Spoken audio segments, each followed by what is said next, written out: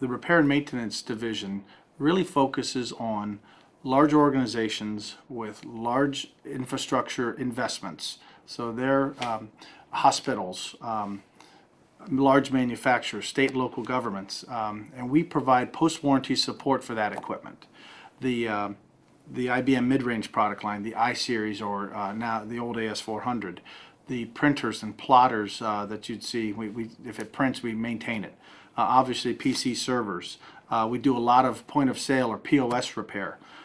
We have multiple retailers throughout the United States that we support.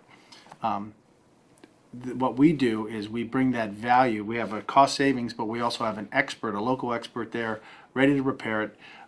It maintains efficiency and brings the equipment back to life quicker, faster, bigger, stronger. Okay.